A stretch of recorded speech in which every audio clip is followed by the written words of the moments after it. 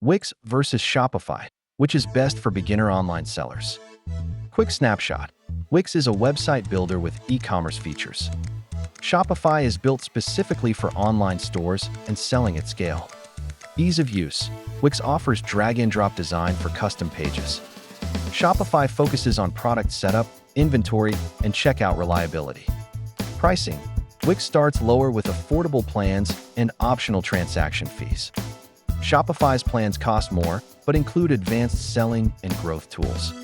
Apps. Shopify has a huge app store for marketing, logistics, and payments. Wix apps are simpler, ideal for basic add-ons and small business needs. Pros. Wix equals easier design control. Cons. Less depth for scaling. Shopify pros include scalability and apps. Cons are cost and learning. Recommendation. Start with Wix for a few products. Choose Shopify as you grow. Try their free trials to decide.